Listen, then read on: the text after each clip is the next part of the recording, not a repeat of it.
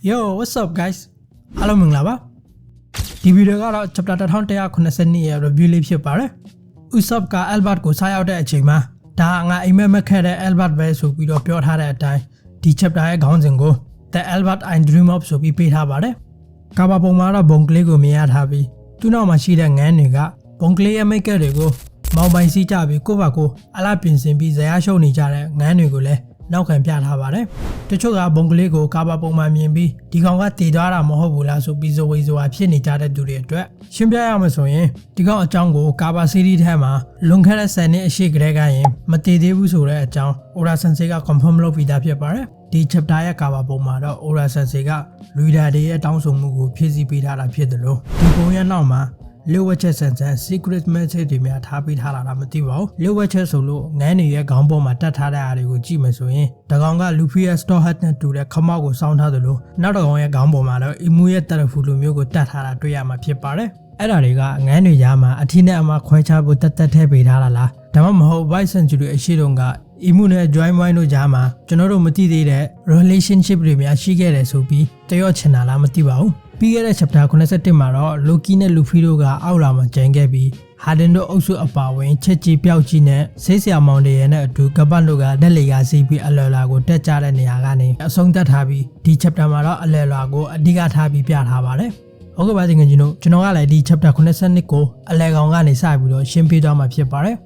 ဘာကြောင့်လဲဆိုရင် Albert ရဲ့အလဲထက်မှာလူတွေကပြန့်ကျဲနေပြီးတော့သူတို့ကြုံနေရတဲ့ပြဿနာတွေကိုအိုရာဆန်စီကအမြေပုံနဲ့ထောက်ပြထားတဲ့အတွက်ကြောင့်အခုကြည့်နေတဲ့သူကပိုပြီးနားလဲသဘောပေါက်သွားအောင်အလဲကောင်ကနေဇက်လန်စပေးထားတာဖြစ်ပါတယ်။ကဲအဲ့မှာဘာတွေဖြစ်နေလဲဆိုတော့အားလုံးမြင်တဲ့အတိုင်း Albert ရဲ့ဒီနီယာလမ်းကြောင်းတွေအများကြီးထက်ကတစ်ခုဖြစ်တဲ့လမ်းခွဲလမ်းကြောင်းအမတ်၈ကိုအခြေခံပြီးပြထားသလိုအောက်လွာကနေ Loki နဲ့ Luffy တို့ကလောပြီးကျန်တဲ့သူတွေကဓာတ်လေကားနဲ့တက်လာပြီးရောက်ခါနီးနေပြီဆိုတာကိုအပေါ်နားလေးမှာမြင်ရထားသလိုကျောင်းနဲ့စာချီတိုက်တွေကလည်းမီးလောင်နေတာကိုမြင်ရထားသလိုစာချီတိုက်ရဲ့အရှိနားလေးမှာတော့ Solo အုပ်စုရဲ့ဒီနေရာလေးကိုဖော်ပြထားပါတယ်။နောက်ပြီး Jinbei, Usopp နဲ့ Nami တို့ကလည်း Solo အုပ်စုတို့နဲ့တိတ်ပြီးမဝေးဘူးဆိုတာလည်းသိလိုက်ရပါတယ်။အမမနာမီကအကောင်တွေကကလေးတွေကိုအတင်းအားလည်းမခေါ်သွားကြပြီးငါကိုဘော်ကများတွေကိုဖယ်ပေးကြပါအောင်လှုပ်ပါအောင်ကဲကြပါအောင်ရှင်းဆိုတဲ့အနေထားနဲ့အော်ပြောနေပါတယ်။ပုံနာကြီး Usopp ကတော့လက်ခွန့်ဒုက္ခပဲဆရာကြီးဒိုဒီနဲ့ဘိုဂီတို့ကိုဒီလိုပုံစံမျိုးနဲ့မြင်ရလိမ့်မယ်လို့ဘယ်တော့မှမတွေ့ခဲ့ဘူးဆိုပြီးကလေးကလားလို့အော်ပြောနေပါတယ်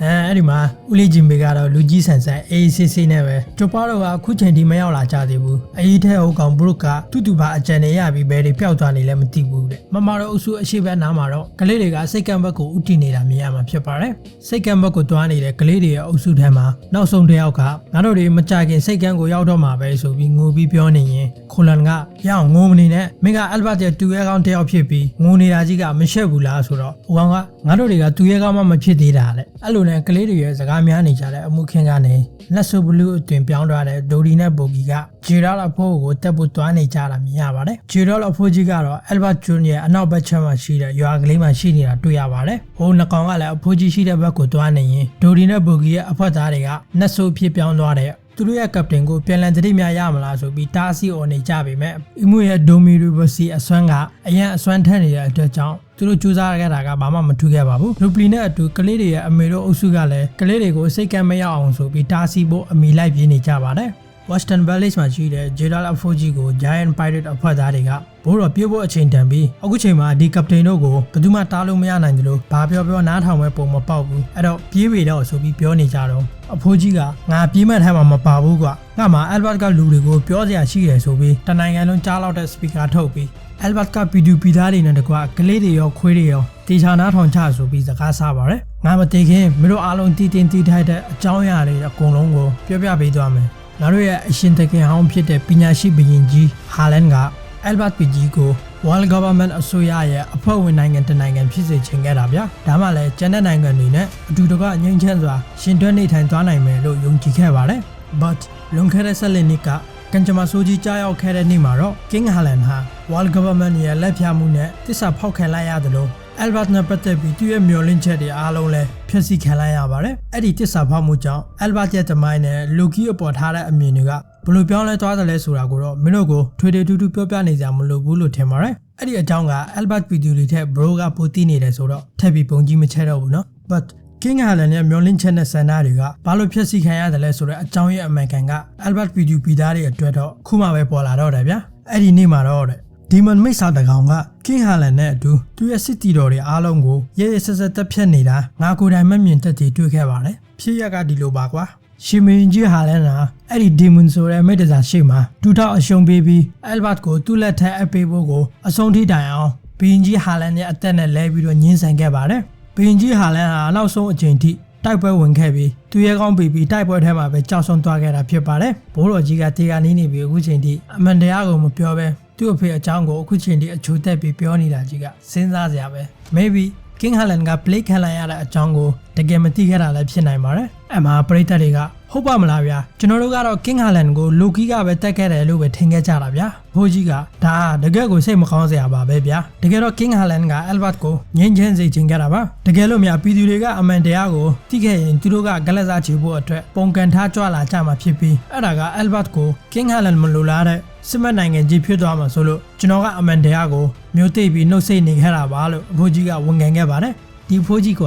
Loki ကို Albert ကိုအုပ်ချုပ်ဖို့အမိတ်ပေးခဲ့တဲ့အပိုင်းကိုလည်းထည့်ပြီးမပြောဘူးကွာ။ဘာပြောလဲဆိုရင်တစ်ဖက်မှာလည်းတဲ့ Loki ဟာတနိုင်ငံလုံးရဲ့ဒေါသအမုန်းတရားတွေနဲ့နာကျင်မှုတွေကိုတယောက်တည်းခါးစည်းခံပြီးပင်လယ်ထဲကိုထွက်သွားခဲ့ပါတယ်။ပင်လယ်ထဲထွက်သွားတဲ့ဆိုတဲ့အဓိပ္ပာယ်က World Government ကိုပြန်ချဖို့နဲ့သူ့အဖေရဲ့ revenge ကိုယူမလို့လေလွင့်ခဲ့တာလို့ဖြစ်ပါတယ်။ဒါပေမဲ့ရှန့်ရှယ်လက်ချက်ကြောင့်အနာဝါမှာကြိုးတုတ်ခံရတယ်ဆိုပြီးလည်းပြောအောင်လေဘိုးတော်ကအဲ့ဒါမပြောဘူးတဲ့နောက်တစ်ခုပြောမှာတဲ့ဘာပြောမှာလဲဆိုရင်Loki ဟာအပြောအဆိုမတက်လူမှုဆက်ဆံရေးတွေလည်းတိတ်နာမလဲတဲ့သူဖြစ်ချင်းဖြစ်မယ်ဒါပေမဲ့ဒီကောင်ကတကယ်တော့အပြစ်ကင်းစင်တဲ့ innocent ကောင်လေးဆိုတာအားလုံးသိထားဖို့လိုတယ်လို့ပြောလိုက်တော့ဒါဟာ Albert ရဲ့ PDP သားတွေအတွက်တော့တကယ်ကိုထိတ်လန့်စရာကောင်းတဲ့အမှန်တရားကြီးဖြစ်နေတော့ဘသူကလွယ်လွယ်ကူကူယုံနိုင်မှာလဲဟုတ်တယ်မလား Albert ရဲ့လူဆိုးလို့အားလုံးကသတ်မှတ်ထားတဲ့ Loki ဟာတကယ်တော့တစ္ဆာဖောက်မဟုတ်ပဲအနစ်နာခံနေသူဖြစ်နေတယ်ဆိုတာသိလိုက်ရတဲ့အချိန်မှာအားလုံးက shock ဖြစ်သွားနေတဲ့အချိန်ပျောက်ကြီးကတော့ Harden ရဲ့ပခုံးပေါ်မှာထိုင်ပြီးဘိုးတော်ပြောနေတဲ့ချီကျူးစကားတွေပေါ်မှာဘလို့ထုတ်ပြန်လဲဆိုရင်အကောင်ကိုချီကျူးထားတာတော့နည်းနည်းလွဲနေတယ်ဒါပေမဲ့ပြောထားတဲ့စကားလုံးအတုံးတုံးကမဆိုးပါဘူးဆိုပြီးပြောနေတော့ Harden ကမနာလိုတွေဖြစ်ပြီး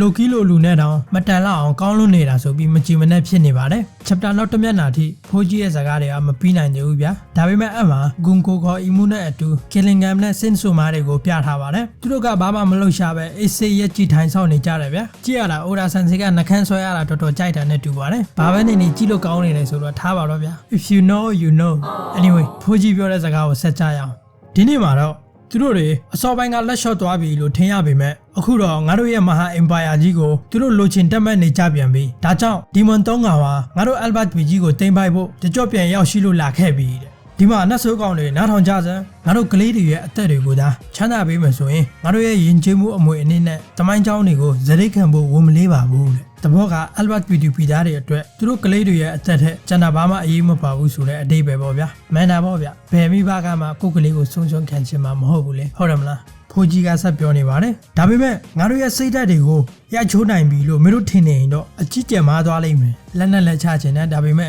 ဇာကလည်းမသေးသေးဘူးဆိုတာပြချင်တာနေမှာပေါ့ငါတို့စီကနေမင်းတို့ကို King Haaland တီးခံခဲ့တယ်လို့မျိုးငါတို့လည်းတီးခံသွားလိမ့်မယ်လို့တော့လာပြီးမျောလင့်မနေကြနဲ့တဲ့ငါတို့ကကိုတေတူတေအဆုံးထိချမှာစိန်ကိုရင်တိမ်ပေါ်ထိလိုက်ရတယ်ဆိုပြီးဖိုးကြီးတို့ကစစ်ကြင်ညာလိုက်ပါတယ်ငါတို့ကိုမင်းတို့လက်အောက်ထိန်ချောအုပ်ချုပ်ပြီးကျွံပြူနိုင်မယ်လို့ထင်နေတာလားမင်းတို့ဘသူ့ကိုလာပြီးစိန်ခေါ်နေတာလဲဆိုတာကောင်းကောင်းသိတယ်မလားအမအမှုကဘာမှပြောပဲအစ်စ်ရက်ကြည့်တူဝင်နေပါတယ်ဒါမဲ့စိတ်ဆိုမှကသူတို့ရဲ့ဘယင်တယောက်လုံးရှေ့ထဲမှာရှိနေတာတောင်ဒီကောင်ကဘာပြောလဲဆိုရင်ငါတရေအိပ်ပြီးပြန်ချရင်တောင်ဒီမစ်ရှင်ကိုအေးစစ်စစ်အဆုံးတတ်နိုင်ပါတယ်ကွာဆိုပြီးအားချောင်းနေပါတယ်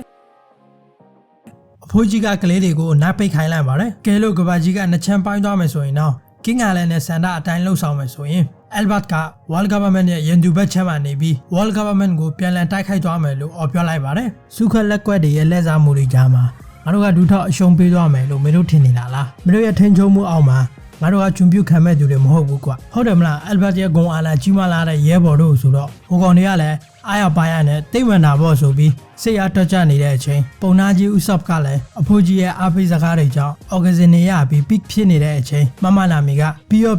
ာလောလောဆယ်ဒီများတွေကိုဘယ်လိုချေဖေးရမလဲဆိုတာကိုပဲအဖြေချစမ်းကွာတဲ့ပျောက်ကြီးကလည်းငါဒီအဖိုးကြီးကိုတိတ်ကိုသဘောကျတယ်ကွာဆိုတော့ဟာဒန်ကလည်းလွန်ခဲ့တဲ့30နှစ်အရှိကဆိုရင်ဒီပင်လယ်ပြင်ကြီးတစ်ခုလုံးမှာသူ့လောက်အစွမ်းထက်တဲ့သူဘယ်သူမှမရှိခဲ့ဘူးဒီအဖိုးကြီးဟာ one man army ဆိုပြီးအင်အားအကြီးဆုံးစစ်တီတော်တယောက်အဖြစ်နဲ့နာမည်ကြီးခဲ့ပါတယ်တဲ့အဖိုးကြီးရဲ့နောက်ဆုံးအားပေးစကားကတော့ King Harlan စိတ်ကူးပုံပေါ်ကတဲ့ငိမ့်ချင်းကိုငါတို့ကာကွယ်ဆောင်ရှောက်ကြစို့ပြောရင်းနဲ့ဒိုရီနဲ့ဘော်ဂီတို့ကလည်း Western Village ကိုရောက်ရှိလာပြီးချဖို့အစဉ်သစ်ဖြစ်နေကြပါပြီဗျာဟုတ်ကဲ့ပါတင်ရှင်တို့ဒါကတော့ chapter ရဲ့ပထမအပိုင်းဖြစ်ပြီးအလဲလွာမှာဖြစ်ပျက်နေတဲ့အပိုင်းကတော့ဒီလောက်ပါပဲနောက်တစ်ပိုင်းကတော့ဓာတ်လေကနဲ့တက်လာတဲ့သူတွေဘက်ကိုဆက်ပြီးတော့ရှင်းပြပေးတော့မှာဖြစ်ပါတယ်အဲ့ဒီအပိုင်းကိုတော့ chapter အစကနေစမှာဖြစ်ပါတယ် chapter အစမှာတော့အောက်လာကနေဟာဒင်တို့အုပ်စုနဲ့အတူဆေးဆရာမောင်တွေရဲ့ကပန်းနဲ့ချက်ကြီးပြောက်ကြီးတို့ကဓာတ်လေကနဲ့တက်လာတာကိုမြင်ရမှာဖြစ်ပါတယ်ကပန်းကအလဲလွာမှာဘာတွေဖြစ်ပျက်နေတာလဲဆိုတာကိုပြန်ပြီးတော့ရှင်းပြနေပါတယ်ငါတို့ရဲ့ရန်သူကအားလုံးပေါင်းမှာ3ယောက်ပဲပြီးတော့သူတို့ရဲ့ mission ကငါတို့ရဲ့ကလေးတွေစုစုပေါင်း10ယောက်ကိုဖမ်းဆီးပြီး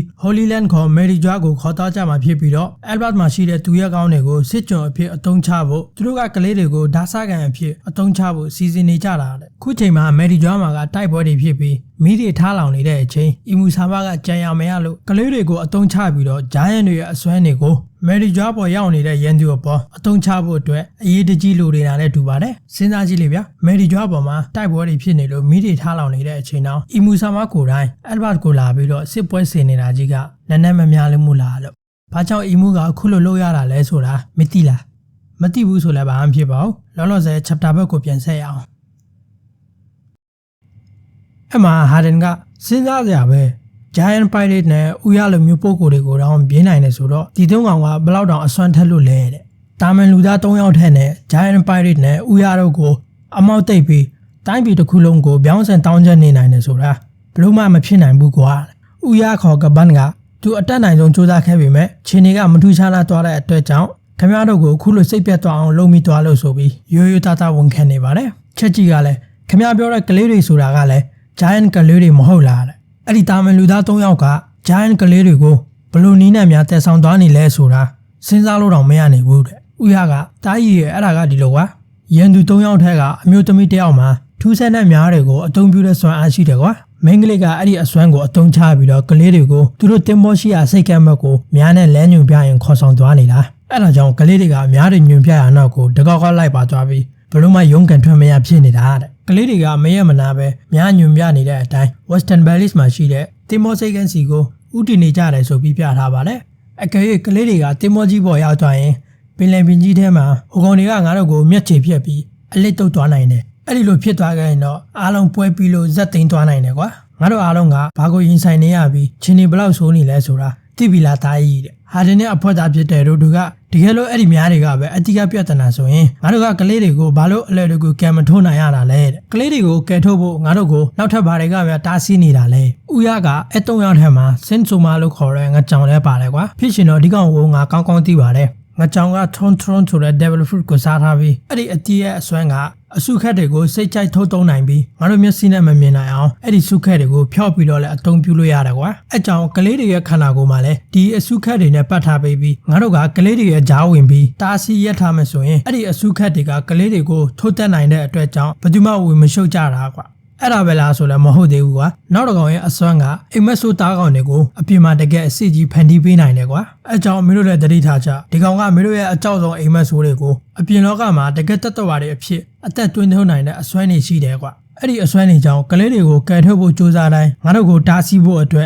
ကလေးတွေရဲ့စိတ်ထဲကအကြောက်ဆုံးကြောက်ရွံ့မှုတွေကိုအပြင်လောကမှာတကယ်တတ်တော်တွေအဖြစ်အသက်ဝင်လာကြပြီးကလေးတွေကိုကယ်ထုတ်မရဖြစ်နေတာပါရင်နာစရာကောင်းတာကနှိတ်ခင်းကြောင်တောင်ကြီးမှာကလေးတွေကတန်းစီပြီးသွားနေတာကိုငါတို့ကဘာမှမလုပ်နိုင်ပဲရက်ကြီးဖြစ်နေတာအဲ့ဒီ3ကောင်ရဲ့လက်ချက်တွေကြောင့်ခုလိုဖြစ်နေရတာဆိုတော့စိတ်မပူပါနဲ့ဗျာကလေးတွေအားလုံးကိုကျွန်တော်တို့ကယ်ကြပါမယ်လို့ပြောလိုက်ပါတယ်ဒီပြဿနာတွေရဲ့အရင်မြစ်ဖြစ်တဲ့3ကောင်ကိုပဲအပြည့်ရှင်းလိုက်တာကပုံမြန်လိမ့်မယ်Goldberg ဆိုတဲ့ဟာဒင်နဲ့အဖွက်သားချက်ပြုတ်ကောင်ကြီးကလည်းလီတန်ဝဝက်နဲ့ကလေးကလားလို့သူတို့က immortal လေးဖြစ်ပြီးမတည်နိုင်ဘူးလို့ခင်ဗျားပြောပေမဲ့ဒီကောင်တွေကိုထိန်းချုပ်တားဆီးဖို့နီးလန်းတော့ရှိမှာပေါ့တခုခုထဲမှာပိတ်လောင်ထားပြီးရိုက်ချိုးပစ်တာမျိုးဒါမှမဟုတ်ဝါမြူစားပစ်တာမျိုးပေါ့ကွာဆိုတော့နောက်တော့ကောင်ကလည်းဟာဟုတ်တာပေါ့ဒီအချက်ကိုတော့ငါလည်းထောက်ခံတယ်ရောက်နေငါတို့ Sandwall ဆိုတဲ့အလက်ထက်ကိုရောက်ခါနေပြီနော်တဲ့ ဘယ်လိုအဖြစ်အပျက်တွေမြင်ရတော့မှလဲဆိုပြီးပြတော့ခံရတဲ့မျက်နှာမျိုးနဲ့အလက်ထက်ရဲ့မြင်ကွင်းကိုမြင်လိုက်တော့အားလုံးအံ့ဩသွားကြပါတယ်နောက်ပြီးဒီကောင်တွေကအိမ်မက်ဆိုဘလူးတွေတောင်းကျနေကြတဲ့နေရအလဲကောင်တက်ကနေပြီးတော့ဓာတ်လေကားကနေထွက်လာကြတော့ပိုဆိုးတာပေါ့ဗျာ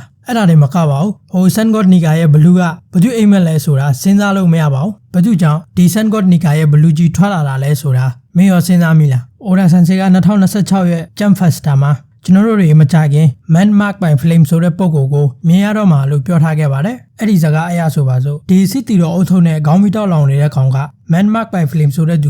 ကိုစားပြုဖော်ပြထားတာလားမသိပါဘူးအေးမသိလဲထားလိုက်တော့ကွာဟာဒင်တို့အစုအလက်ထက်ကိုလည်းဆင်းရောအဲ့မှာဖြစ်ပြနေတဲ့မြင်ကွင်းကိုကြည့်ပြီးငါထင်ထားတာတဲ့ပူဆိုးနေတယ်ဒီအိမ်မက်ဆိုတက်တော်ကောင်တွေကတက်လေထွက်လေပဲလားဘယ်တော့တက်လို့ကုန်မှာလဲကွာတဲ့အဲ့ဒီတင်မောကြီးက The Great Eric ဆိုတဲ့တင်မောကြီးဟုတ်တယ်မလားတဲ့အမှဦးရကဟုတ်ပါတယ်ဒိုဒီနဲ့ဘိုဂီရဲ့အဖွက်သားတွေလည်းအဲ့ဒီတင်မောကြီးမှာပါကြတယ်ဒါပေမဲ့ဒီဘလူးကြီးတွေရဲ့လက်ချက်ကြောင့်တင်မောကြီးတကြီးလုံးမီးရှို့ပျက်စီးခံလိုက်ရတာပါစဉ်းစားလို့တော့မရတဲ့မြင်ကွင်းကြီးတဲ့ကာရှိကဟာဒင်ကိုမြင်တော့ရအောင်မင်းဟာဒင်ဟုတ်တယ်မလားတဲ့ဟာဒင်ကလည်းရအောင်မင်းမတည်သေးဘူးလားကွာတဲ့ငါတို့ကအောက်ထပ်မှာရှိနေလို့ဒီမှာဘာတွေဖြစ်နေတာလဲဆိုတာပြပြကြည့်ရန်ဆိုတော့ယုံရခက်တဲ့ကိစ္စဆိုပေမဲ့ဘာတွေဖြစ်ခဲ့တာလဲဆိုတာကိုငါအတက်နိုင်ဆုံးရှင်းပြပေးမယ်ကွာကပတိန်ဒိုဒီနဲ့ဘိုဂီတို့ကအဖိုးကြီးဂျာတော့ကိုတက်ဖို့သွားနေတယ်မင်းသူတို့ကိုတခုခုလုပ်ပြီးတားထားလိုက်ပါတော့ကွာအားလုံးကအသိစိတ်တွေပျောက်ပြီး YouTube ကုန်ကြပြီးတောင်းကျနေပါတယ်စော်လေးကကာရှိကိုကလေးတွေရောဆိုတော့ရူဘရီကကလေးအမေတွေကိုအုပ်စုဖွဲ့ပြီးကလေးတွေနောက်လိုက်ပြေးနေကြပါတယ်တဲ့ဒါပေမဲ့သူတို့စီကနေဘာမှပြန်မကြရသေးတော့ကလေးတွေကိုကယ်နိုင်လားမကယ်နိုင်ဘူးလားဆိုတာလည်းမသိဘူးတဲ့သူတို့တွေကအခုချိန်လောက်ဆိုရင်စိတ်ကံဘက်ကိုရောက်ရှိလောက်ပြီတဲ့ကာရှိကတို့ကိုရအောင်မင်းအောင်မပြေးဘူးလားတဲ့ရိုတိုကလည်းငါဘာလို့ပြေးရမှာလဲဆိုတော့အဲ့ဒီကလေးတွေရဲ့အုပ်စုထက်မှာမင်းကြီးလည်းပါတယ်လို့လည်းပြောလိုက်ရောဟိုကောင်ကတန်းပြီးပြေးတော့တာပါပဲကိုလ်ဘတ်နဲ့ဂရစ်တို့ကလည်းသူ့နောက်ကိုလိုက်ပြေးသွားကြပါတယ်အမှချက်ကြီးကအစိတ်တွေတူပြီးရအောင်ကာရှိစာတင်ကျောင်းကဘယ်နာလေးမှာလဲနာမီတို့အုပ်စုကအဲ့ဒီစာတင်ကျောင်းရဲ့အနီးတစ်ဝိုင်းမှာပဲရှိတယ်တဲ့ကာရှိကလည်းချက်ကြီးကိုလက်ဖွာပေါ်တင်ပြီးဟိုးမှမီးလောင်နေတာတွေ့လာတဲ့စာကြည့်တိုင်းနဲ့ကျောင်းဆိုတာအဲ့ဒီနေရာပဲချက်ကြီးကဘာလို့အဲ့ဒီနေရာတွေကမီးလောင်နေတာလဲလို့ပြောနေရင်ပျောက်ကြီးကကြားဝင်ပြီးရအောင်မေးပြောတော့ဒိုဒီနဲ့ဘူဂီကအတိစိတ်တွေပျောက်ပြီးယူနေကြတယ်ဆိုကာရှိကလည်းအေးဟုတ်တယ်လေတဲ့ chapter ဒုတိယပိုင်းရဲ့နောက်ဆုံးအခန်းမှာတော့ကာရှိကခေါင်းဆောင်ကြီးဂျာတော့လည်းအသက်ကစိုးရင်ရတဲ့အခြေအနေမှာရှိနေပြီးမင်းမမြင်တော့မှဖြစ်မယ်ဆိုတော့ဟာဒင်နဲ့ပျောက်ကြီးကအရှိမပြောခဲ့တဲ့အတိုင်းဒိုဒီနဲ့ဘူဂီကဖိုးကြီးဂျာတော့ကိုတက်ဖို့ Western Village ကိုရောက်ရှိလာပြီးခြားဖို့အစဉ်သစ်ဖြစ်နေတဲ့နေရာကိုဟာဒင်နဲ့ပျောက်ကြီးကရောက်တော့မှဖြစ်ပြီးဟာဒင်ကရအောင်တတိထားအောင်တော့သူတို့ကြားထဲမှာညက်ပြီးအမိမခံရစီနဲ့နော်ဆိုတော့ပျောက်ကြီးကလည်းမပူနဲ့ငါမှအကြံဉာဏ်တွေရှိတယ်ဆိုပြီး chapter ကပြီးဆုံးသွားပါတယ်I hope you enjoyed it. Also don't forget to share with your friends. ဟုတ်ကဲ့ပါတင်ငယ်ချင်းခုလိုအဆုံးထိကြည့်ရှုနားထောင်ပေးတဲ့အတွက်ကျေးဇူးများကြီးတင်ပါတယ်မင်္ဂလာပါခင်ဗျ See you next time. Peace out.